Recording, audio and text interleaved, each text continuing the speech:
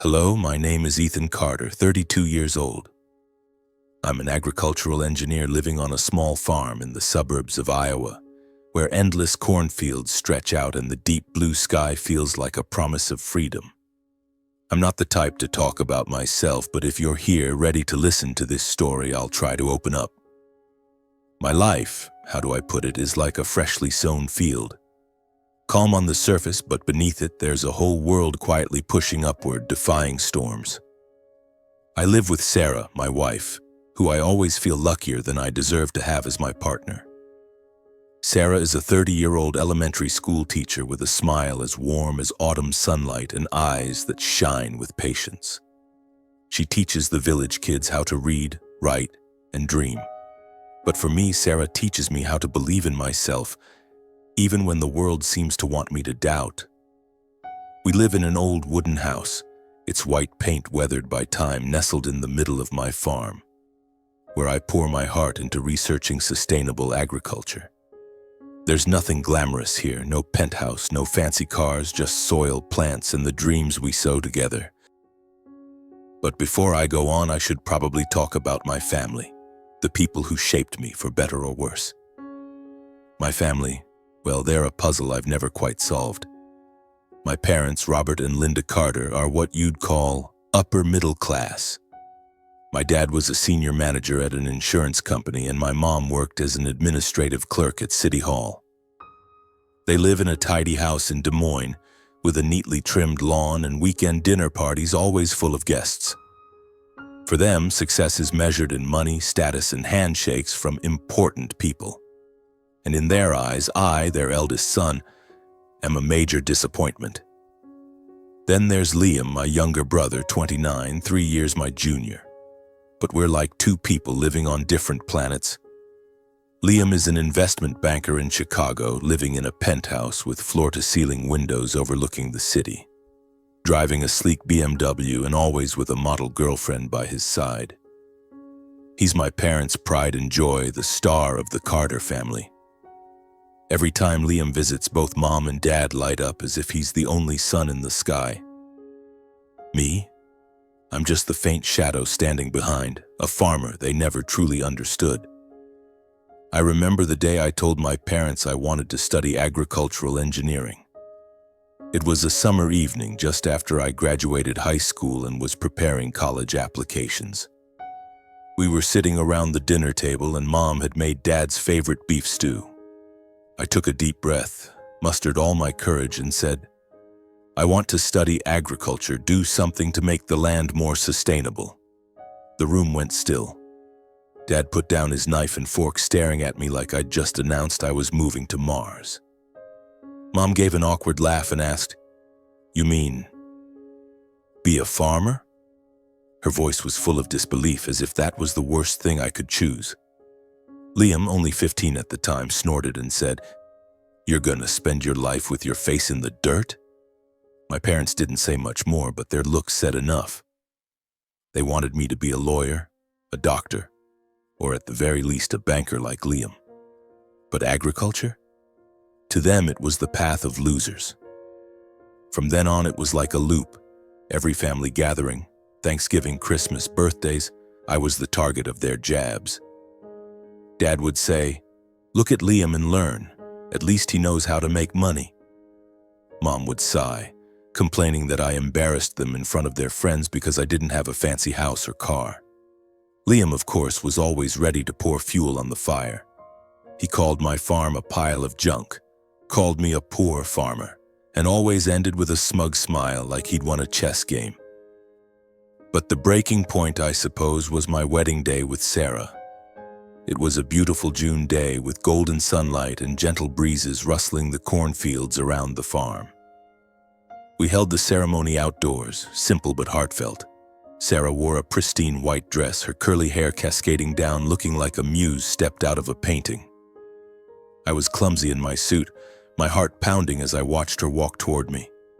It was a moment I thought nothing could ruin, until my family opened their mouths. During the reception, as everyone raised their glasses in celebration, Liam stood up, grabbed the microphone, and started his speech. I'd hoped he'd say something kind, but no. "Congratulations to my brother Ethan," he said, his voice dripping with sarcasm, "who chose to bury his life in the mud, but it's okay. At least he has Sarah to share that farm." The room erupted in laughter except for me and Sarah. I felt Sarah's hand pat my thigh as if to soothe the anger rising in my chest. My parents clapped as if it was a harmless joke. Mom even added as she passed by me, "Ethan, you still have time to wake up and do something worthwhile." Dad just nodded as if he agreed. I didn't respond. I forced a smile, held Sarah tighter. She whispered in my ear, "You don't need to prove anything to them. I love you for who you are." And that's why I love her, because she sees me, truly sees me, when my entire family only sees me through the lens of disappointment. But don't get me wrong, I'm not someone who gives up easily. I love my work. The farm isn't just land. It's where I test ideas I believe can change the world. I've spent years researching automated irrigation systems, soil analysis software, and drought-resistant crop varieties. I've quietly built Carter AgTech, an agricultural technology company that few people know about, not even my family. I don't share it with them, not because I fear their criticism, but because I know they wouldn't care. To them, I'll always be the poor farmer. Sarah is the only one who knows what I'm working on. She often sits with me in the small basement office where I'm hunched over writing code or analyzing data from soil sensors. On nights when I'm so exhausted I want to give up, she brings me a cup of coffee, puts her hand on my shoulder, and says, "You're doing something amazing, Ethan. Don't let them make you doubt." And so I keep going, not to prove anything to my family, but because I believe in the path I've chosen. The days following our wedding were filled with simple joy. Sarah and I fixed up the old wooden house, repainted the walls, and turned it into our home. Sarah hung her paintings, cornfields under sunsets, wildflowers by the fence, adding warmth to the place. I spent my time in the fields testing the soil, installing irrigation systems, and working on projects I'd dreamed up since college. But farm life, as I quickly learned, wasn't easy. It demanded patience, sweat, and sometimes heartbreaking failures. Our farm wasn't large, just about 20 acres, mostly corn with some soybeans. But I didn't want a farm like everyone else. I wanted something bigger, a sustainable agricultural system using technology to save water, boost yields, and protect the land for future generations. I'd started Carter AgTech, a small company I quietly built in the basement office. There I coded soil analysis software, designed moisture sensors, and tested drought-resistant crops. But turning ideas into reality required time, money, and faith, something my family never gave me. Those first few months, Sarah and I faced countless challenges. That summer, a prolonged drought nearly wiped out our corn crop. I stood in the field staring at the wilting plants under the scorching sun, feeling like the world was against me. Sarah found me one afternoon slumped on the ground, hands in my hair. She didn't say anything, just sat beside me, her hand on my shoulder. "We'll get through this, Ethan," she said, her voice steady. "Together, okay?" I looked at her, her bright eyes a reminder I wasn't alone, and so we pressed on. To make ends meet, Sarah continued teaching at the elementary school 15 miles away. She left early in the morning and returned at dusk, never once complaining. In the evenings, she'd help me sort data from the soil sensors, even though she barely understood technology. "I don't get these numbers," she'd laugh, pointing at the computer screen. "But I trust you know what you're doing." Her support kept me grounded, especially on days I doubted myself. But the struggles weren't just from the land or weather. My family, like a thorn in my heart, always found ways to hurt me. Every family gathering, Thanksgiving, birthdays, Christmas, was a test. I remember our first Thanksgiving after the wedding, when Sarah and I drove to Des Moines for dinner with my parents. Naively, I hoped they'd see me differently. But no. When I mentioned my automated irrigation project, Dad cut me off. "Irrigation? You're chasing pipe dreams. Learn from Liam." Liam, sitting across, smirked and chimed in. Bro, that farm's a dump. Sell it, get a real job in the city. Mom sighed, looking at me like I was a lost child. Ethan, you're embarrassing me in front of my friends, she said, her voice heavy with disappointment. Sarah squeezed my hand under the table, trying to keep me calm. But I saw her eyes well up. Not for herself, but because she knew how much it hurt me. On the drive home, I was silent, feeling like a failure despite my efforts. Sarah finally spoke. Ethan, you don't need to prove anything to them. You're doing something amazing, and I'm proud of you. I pulled over, hugged her, and felt my pain melt in her embrace. Thank you, I whispered. Thank you for being here. Their taunts only fueled my resolve. I threw myself into work, putting in 16-hour days from the fields to the lab. Some nights I passed out at my desk, surrounded by papers and computer screens. Sarah would bring me coffee, gently urging me to sleep. But she knew I couldn't stop. Not to prove my family wrong, but because I believed in what I was doing. After 2 years of relentless effort, my work began to bear fruit. A large agricultural company in California reached out, wanting to test my irrigation system on their vineyards.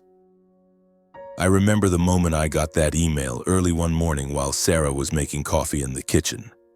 I shouted, ran to her, nearly knocking the kettle from her hands. They want to buy my system, I said, my voice trembling with excitement. Sarah beamed, hugging me tightly. I knew you'd do it, she said.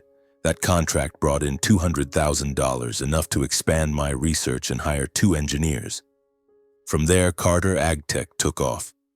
My soil analysis software was used by a university in Nebraska for research, and my patents caught investors' attention.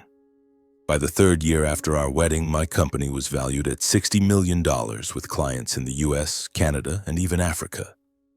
But Sarah and I stayed simple, still in our old wooden house, still driving our beat-up pickup. For us, success wasn't fancy cars or mansions.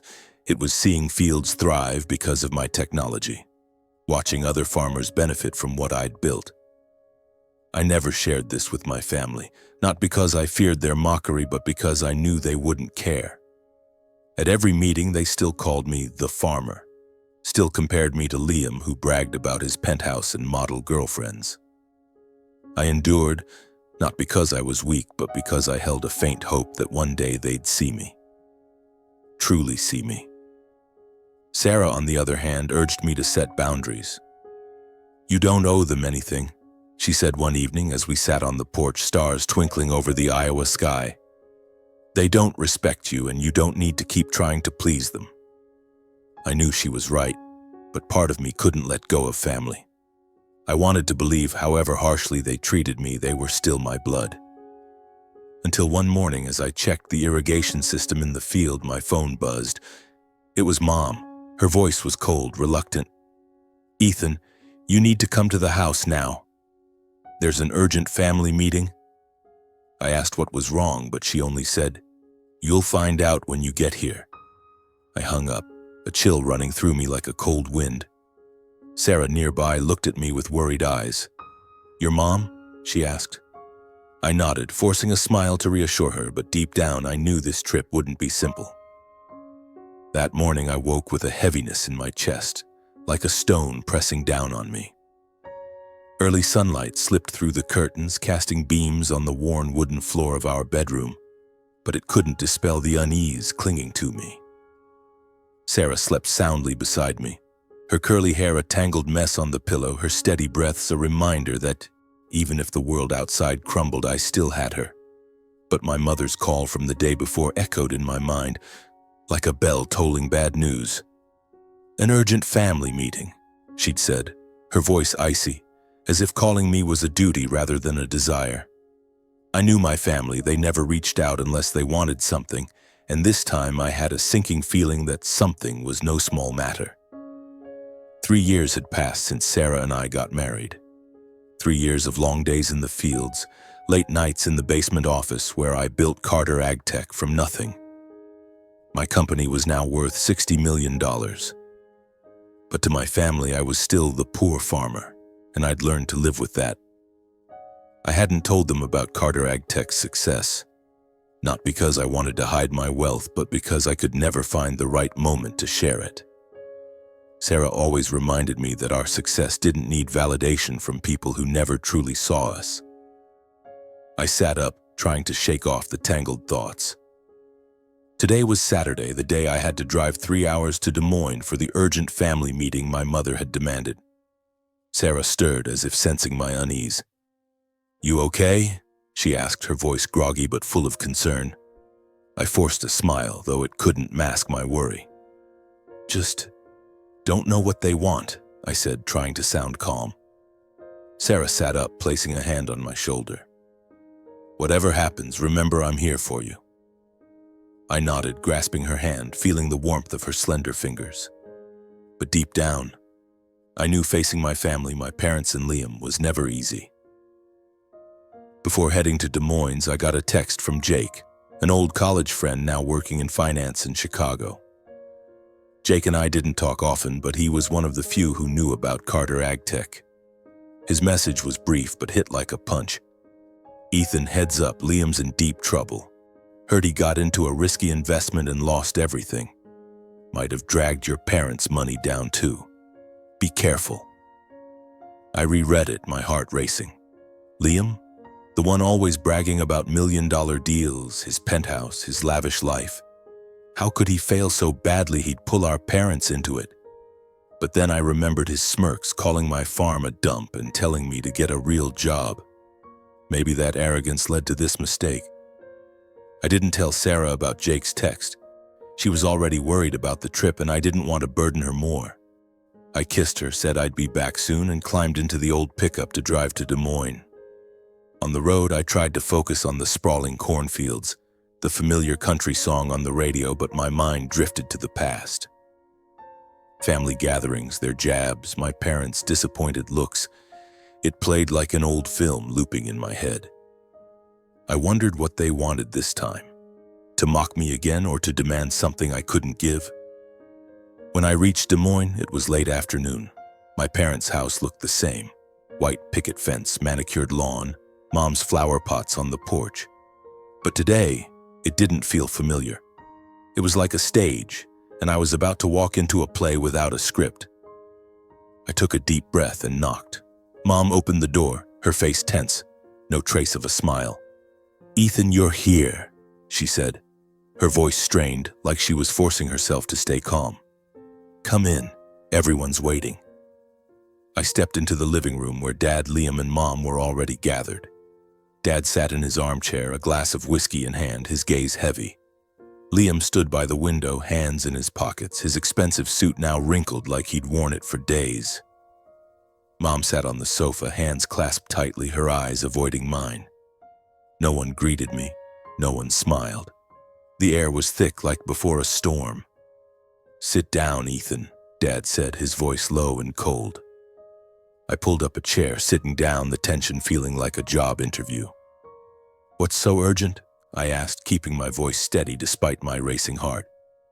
Dad cleared his throat, glancing at Liam as if signaling him to speak, but Liam just stared at the floor, silent. Finally, Mom spoke, her voice trembling. "Ethan, our family, we're in big trouble. Liam invested in a fund and we've lost everything." I blinked, processing her words. "Lost everything?" I asked, though Jake's text had already clued me in. Dad jumped in, his tone sharp. "Liam put money into a high-risk fund. He convinced us to invest, savings, retirement, all of it. Now it's gone. We're drowning in debt." He paused, eyeing me like he was sizing me up. "We need your help." I looked at Liam, waiting for an explanation, but he stayed quiet, eyes glued to the floor. The guy who bragged about his investment genius now looked like a defeated man. Anger surged in me, not just because he lost our parents' money, but because I knew if I'd failed, they'd never forgive me. But Liam, they were still shielding him, calling me in to help. "What exactly do you want me to do?" I asked, my voice tinged with exhaustion. Dad took a deep breath, locking eyes with me. "We need you to sell that farm," he said, his tone final, like it was obvious. "That land, it's got some value. Sell it and we can pay off the debts and start over." I froze, feeling like I'd been slapped. The farm, where Sarah and I had poured our sweat, our hearts, our dreams, where I'd built a multi-million-dollar company they didn't even know about. I looked at Dad, then Mom, then Liam, searching for a sign they were joking. But no. Mom nodded, her eyes teary like she was trying to seem heartbroken. "Ethan, it's the only way," she said. "You have to do this for the family." Liam finally spoke, but his voice lacked its old arrogance. "Bro, you don't need that land living like you do. Sell it. Help me out this once." He didn't even look at me. My blood boiled, but I held it in, trying to stay calm. Dad chimed in, his voice carrying that familiar disdain. "All your life, you've just been digging in the dirt, Ethan. Now's the time to do something useful. Think of this as your way to make up for never contributing to this family." "Make up?" I repeated, my voice shaking with anger. I looked at them, my so-called family, and realized they'd never valued me. To them, the farm was just worthless land. To them, I was a failure, useless to the family. Sarah was right. I owed them nothing, but they thought I owed them my entire life. I took a deep breath, stopping myself from storming out. "I need time to think," I said, standing up. Mom grabbed my hand, her eyes wet. "Ethan, don't be selfish," she whispered. But I pulled away, saying nothing. I walked outside, the late afternoon chill hitting my face like a reminder to return. To Sarah, to the people who truly loved me. On the drive home, I was silent, my mind a mess. I thought about years of enduring their jabs, trying to hold on to family ties despite their disregard. I thought about Liam, who always treated me like a joke, now dragging everyone into ruin with his arrogance. And I thought about Sarah, who stood by me even when I doubted myself. When I reached the farm, it was dark. Sarah was waiting on the porch, wrapped in a blanket, holding a mug of tea. She stood when she saw me, her eyes worried. "How'd it go, Ethan?" she asked. I hugged her, feeling like everything in me was breaking. "They want me to sell the farm," I said, my voice hoarse. "Liam lost our parents' money, and they think I should pay for his mistake." Sarah held me tightly, saying little, but her presence was enough to tell me that whatever lay ahead, we'd face it together. But in my heart, a decision was forming. I wouldn't let my family destroy what Sarah and I had built. Never. The next morning, I woke early before the sun rose. Sarah was still fast asleep, her curly hair a tangled mess on the pillow. I slipped out of bed quietly and headed to the basement, my small office where Carter AgTech was born. The computer screen glowed, casting a faint blue light over scattered papers and irrigation system diagrams. I opened my email, checking reports from my team, but my mind kept circling back to my family. I still couldn't believe they'd asked me to sell the farm, as if all of Sarah's and my hard work was worth nothing. Then an email from Jake, my finance friend in Chicago, stopped me cold. The subject line read, "About Liam. You need to know this." I clicked, my heart pounding. Jake's message was short but cut like a knife. "Ethan, you're a good guy and you deserve the truth.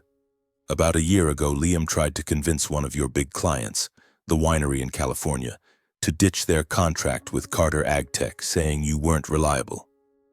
He told them your company was a failing gamble, not worth investing in, and pushed them toward bigger competitors.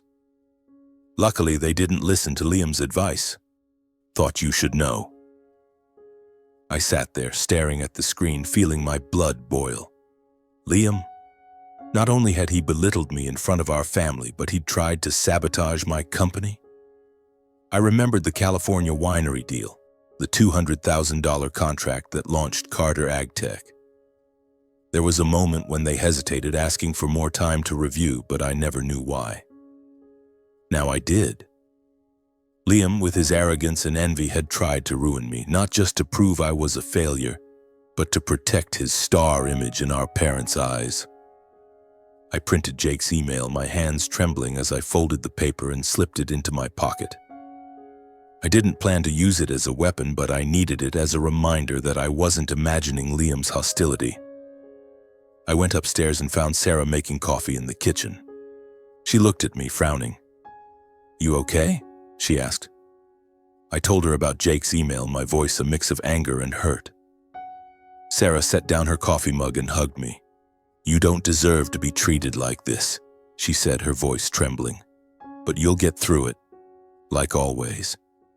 And I'm here." I held her tightly, feeling the fire in me reignite. At noon, I called Mom back. Her voice was still cold, impatient. "Ethan, have you decided?" she asked, as if certain I'd agree. "I'm coming," I said, "but I want everyone there, and I want my wife to join." There was a brief pause, then she replied reluctantly, "Fine." Sunday, 6 p.m. I hung up, my heart racing. Not from fear, but because I knew this time I wouldn't stay silent. Sarah and I prepared for the trip like we were gearing up for battle. She wore a simple green dress, her hair tied high, looking both gentle and resolute. I stuck to my flannel shirt and jeans, but in my pocket was Jake's printed email, like a talisman. On the drive to Des Moines, Sarah held my hand, her silence a source of strength. "Whatever you say, I'm with you," she said as we parked outside my parents' house. I kissed her forehead, whispering, "Thank you." The living room was as tense as before. Dad sat in his armchair, whiskey in hand, his gaze sharp. Mom was on the sofa, hands clasped tightly, her face strained. Liam stood by the window, more haggard than ever, his wrinkled suit, messy hair, and red-rimmed eyes betraying his state. No one greeted us, no one offered a seat. I pulled a chair for Sarah, then sat down, meeting their eyes. "I've thought about selling the farm," I began, my voice calm but firm. Dad raised an eyebrow. Mom leaned forward as if certain I'd cave. Liam stayed silent, staring at the floor. "But before I decide," I continued, "there's something you all need to know." I took a deep breath, time seeming to slow. This was the moment I'd kept hidden for 3 years, one I never thought I'd have to reveal. But after Jake's email, I knew I wasn't just protecting the farm. I had to expose the truth. "The farm isn't just farmland," I said, a hint of pride in my voice. "It's the headquarters of Carter Ag Tech, an agricultural technology company I founded. It's now worth $60 million with patents for automated irrigation systems and soil analysis software used across the U.S. and internationally." The room went silent. The clock ticked on the wall. Mom's breath hitched. Dad set his glass down, his eyes shifting from doubt to shock. Liam looked up, mouth agape, but speechless. Sarah's hand rested lightly on my knee, a reminder I was doing the right thing. "I've worked day and night to build it," I went on, my voice growing stronger.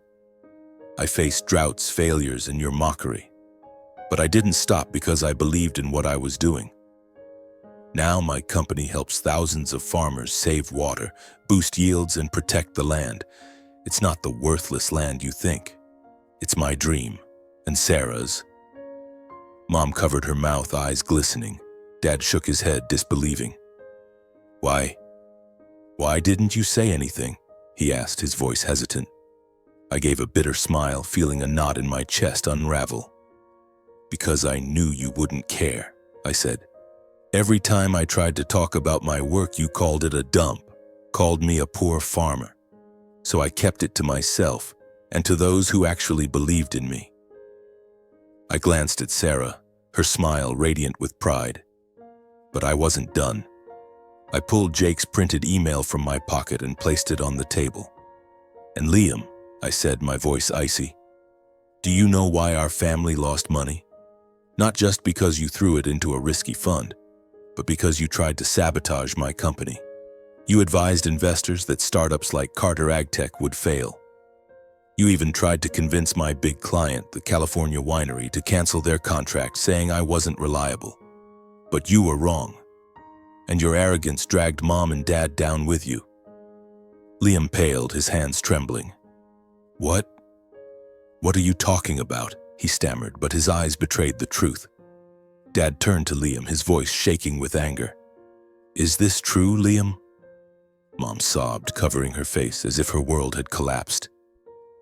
Liam didn't answer, his silence louder than any confession. I stood, feeling a weight lift. I'm not here to brag, I said, looking at each of them. I just wanted you to know the truth before you asked me to sell the most important thing in my life. The farm isn't for sale, and I won't let anyone belittle it, or me, ever again. Sarah stood, gripping my hand tightly. We didn't need to say more. I gave my family one last look, then turned and walked out. Mom called my name, her voice breaking. Ethan, wait! But I didn't stop. I'd waited too long for their approval, and now I realized I didn't need it anymore. I drove back to the farm through the Iowa night, the headlights of our old pickup sweeping across the swaying cornfields. Sarah sat beside me, her hand resting lightly on mine, a small gesture that calmed the storm of emotions still churning inside. The confrontation with my family, the moment I revealed the truth about Carter AgTech and Liam's sabotage, felt like a door slamming shut on the past. I was relieved, not because I'd won, but because I was finally free. Free from their taunts, from my parents' disappointed looks, and from Liam's shadow, the one I'd once thought I had to compete with for recognition. You okay? Sarah asked, her voice soft as the moonlight peeking through the sky. I glanced at her, her smile a small flame warming my heart. I'm okay, I said, and this time I meant it. Just didn't expect to feel this light. Sarah squeezed my hand, saying nothing more, but her eyes said everything. She was proud of me, and she'd always be by my side no matter what lay ahead. The days that followed felt like a new chapter. I was no longer haunted by my family's mockery. Instead, I focused on what truly mattered: Sarah, the farm, and Carter AgTech. My company was growing faster than ever. After the California winery deal, we landed 2 more major contracts with farms in Nebraska and Texas, eager to use my automated irrigation system. The soil analysis software I'd developed was also chosen by an NGO in Africa to help farmers in arid regions. Every confirmation email, every client call reminded me I'd chosen the right path. Not to prove my family wrong, but to create something meaningful. But it wasn't all smooth sailing. Expanding Carter AgTech meant longer work days, meetings with investors, and the pressure to meet rising expectations. Some nights I sat in the basement office until late, my eyes burning from staring at the computer screen too long. Sarah would bring me coffee, gently nudging me to sleep. You can't save the world if you're exhausted, she'd say, a playful edge to her voice. I'd laugh, pulling her onto my lap, her warmth easing my fatigue. Sarah was just as busy. She still taught at the elementary school, where the kids adored her for her stories and patient guidance. But she also helped with the company, from reviewing reports to organizing workshops for local farmers on using our technology. I'm not great with tech, she'd laugh, but I'm good at making people see how amazing you are. And she was. Farmers, once skeptical of technology, began trusting me thanks to Sarah's simple, relatable explanations. One August afternoon, as I checked the irrigation system in the field, Sarah ran out, her face glowing like sunlight. Ethan, she called, her voice brimming with excitement. I turned to see her holding a pregnancy test, her hand trembling slightly. I'm pregnant, she said, her eyes shimmering with tears. I froze, the world seeming to stop. Then I rushed to her, hugging her tightly, laughing so loudly that birds in nearby trees scattered. Really? You're sure? I asked, though the 2 clear lines on the test were unmistakable. Sarah nodded, smiling through tears. We're having a baby, Ethan. That night we lay in bed, my hand resting gently on her stomach, though I couldn't yet feel anything but her warmth. What kind of dad do you think I'll be? I asked, a hint of worry in my voice. Sarah tilted her head, her gaze soft. You'll be an amazing dad, she said, because you've always known how to care, not just for the land, but for the people you love. I kissed her forehead, feeling that every hardship in life was worth it for this moment. In the midst of our growing happiness, I heard snippets about my family through mutual acquaintances. Liam, after our confrontation, seemed to lose his spark. He was fired from his investment firm in Chicago, not just for the massive loss from the risky fund, but because his reputation tanked when colleagues learned he'd tried to sabotage his own brother's company. The penthouse he'd bragged about was repossessed by the bank, and his model girlfriend left when he could no longer fund her lifestyle. Liam moved back to Des Moines to live with our parents, working a mundane office job, but I heard he was often irritable, as if the world owed him an apology. My parents weren't faring much better. Their retirement savings were wiped out by Liam's bad investments, forcing them to sell their stately Des Moines home and move to a smaller apartment. The weekend dinner parties and gatherings with upscale friends were now a thing of the past. Mom called me once about 4 months after the confrontation, her voice frail. "Ethan, I just want to apologize." But I cut her off, not out of anger, but because I didn't want to revisit the past. "Mom, I don't hold a grudge," I said, "but I need to live my life. I wish you and Dad well." I hung up, feeling like the final door had closed. I didn't take joy in their struggles. Part of me still ached because they were my blood, but I realized I couldn't save them from their own choices. Liam chose arrogance and envy. My parents chose to believe in him without ever giving me a chance. And I chose Sarah, the farm, and my dream, and I had no regrets. Carter AgTech kept growing. A year after the confrontation, we received a $3 million grant from the U.S. Department of Agriculture for research on drought-resistant crops. If successful, this project could transform agriculture in arid regions, feeding millions. I remember getting the notification letter, sitting with Sarah at the kitchen table, reading it over and over in disbelief. "I did it," I said, my voice trembling. Sarah hugged me, laughing. "We did it, Ethan." We used part of the grant to upgrade the farm, building a small office for Carter AgTech's team, now 10 full-time employees. I also started a program to support local farmers, offering our technology at discounted rates. Seeing farmers, once skeptical of me, now shake my hand with grateful eyes, I felt prouder than ever. Sarah, her belly growing, remained radiant as sunlight. She took a break from teaching to prepare for our first child, but still joined our community projects. She led classes for village kids, teaching them about sustainable agriculture and the value of the land. "Our child will grow up loving nature," she said, rubbing her belly, "just like their dad." One autumn evening, when Sarah was 8 months pregnant, we strolled through the field. The sky was clear, studded with stars, and the air carried the damp scent of earth after rain. I held her hand, feeling like the world was just us, well, the three of us. "Did you ever think you'd be this happy?" Sarah asked, her voice gentle. I stopped, looking at her, then out at the field, where I'd sown seeds, sweated, and built a future. "Never," I admitted. "But now I know that with you and our child, I don't need anything else." Sarah smiled, resting her head on my shoulder. "We're not just growing crops, Ethan," she said, echoing words I'd once told her. "We're growing a future." I kissed her, feeling that every hardship, every heartbreak had led me to this moment. A family, a dream, and a life I'd never trade.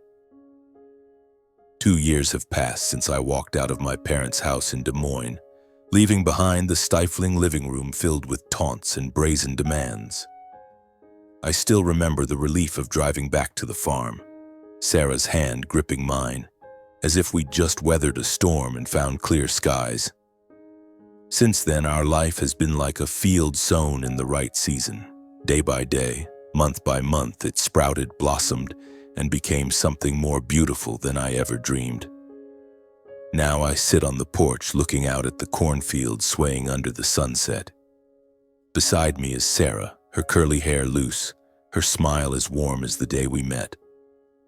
On her lap is our son Jacob, a 1.5-year-old with big round eyes like his mother's and a mischievous grin like mine.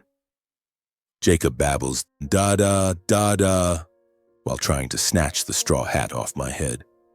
I laugh, lifting him up, kissing his chubby cheeks. "You little bandit," I say, making him giggle. Sarah watches us, her eyes brimming with happiness. "You're an amazing dad, Ethan," she says softly. I kiss her, feeling like the entire world is contained in this moment. Our life is now filled with joy, but not without challenges. Carter AgTech has become a recognized name in agricultural technology. After the $3 million grant from the U.S. Department of Agriculture, we expanded research on drought-resistant crops with successful trials in Arizona and Ethiopia. My patents are now licensed to dozens of companies worldwide, bringing steady revenue. The small office at the farm now houses 20 employees, from engineers to marketers, all sharing my passion for sustainable agriculture. But success comes with pressure. I often fly to conferences in New York, San Francisco, or even Nairobi to present our technology. Those trips make me miss Sarah and Jacob desperately. Each time I return, I rush to hug them, as if afraid that staying away too long might make this happiness slip away. Sarah, with her boundless patience, is my anchor. She manages Carter AgTech's community projects in my absence, leading classes for farmers and kids about land conservation. "We're building a legacy, Ethan," she said one evening as we sat on the porch, Jacob asleep in her arms. "Not just for Jacob, but for the next generation." Jacob is our greatest joy. He has Sarah's gentleness, but my curiosity. At just 1.5, he loves toddling out to the fields with me, his tiny hands grabbing at the soil, his eyes wide at the irrigation sensors. "Careful, buddy," I laugh, hoisting him onto my shoulders. "This land is our friend, but you've got to learn to respect it." Sarah teases that Jacob will grow up to be an agricultural engineer like me, but I just want him to love nature and live true to his heart. While our life grows fuller, I occasionally hear about my family through acquaintances.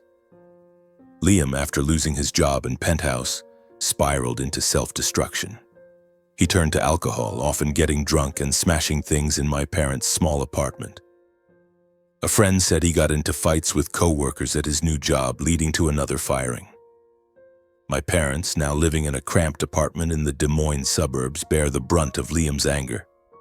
Gone are the lavish dinner parties and luxurious trips. Their savings are depleted, and they live off Dad's meager pension. I don't hold a grudge, but I haven't reached out. The last call from Mom, when she apologized, was our final conversation.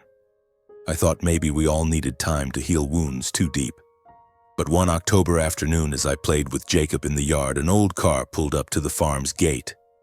I squinted and saw my parents step out, looking far older than the last time I saw them. Mom wore a worn sweater, her hair nearly all gray. Dad, once tall and imposing, was now slightly stooped, his steps slow. They stood there, looking at me and Jacob, their eyes full of hesitation. Sarah emerged from the house, wiping her hands on her apron, glancing at me for guidance.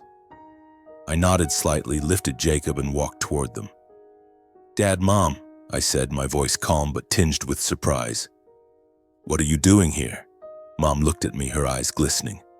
"Ethan," she said, her voice trembling, "we just wanted to see you and our grandson." She gazed at Jacob, who was curiously peering at her from my arms, and she broke into tears. Dad stood beside her, hands in his pockets, his eyes heavy. I invited them inside. Sarah brewed tea, set out a plate of cookies, and sat beside me, her hand lightly on my shoulder as encouragement. Jacob, unafraid of strangers, crawled to Mom, offering her a Lego block. She smiled through tears, lifting him into her arms, hugging him tightly. "He's so much like you," she said, her voice choking. The eyes, the smile. Dad leaned down, ruffling Jacob's hair, his gaze softer than I'd ever seen. After a quiet moment, Mom spoke. "Ethan, we're not here to ask for anything," she said, her eyes fixed on Jacob. "We just want to apologize, truly apologize. We were wrong to treat you the way we did, to compare you to Liam, to not see what you've accomplished."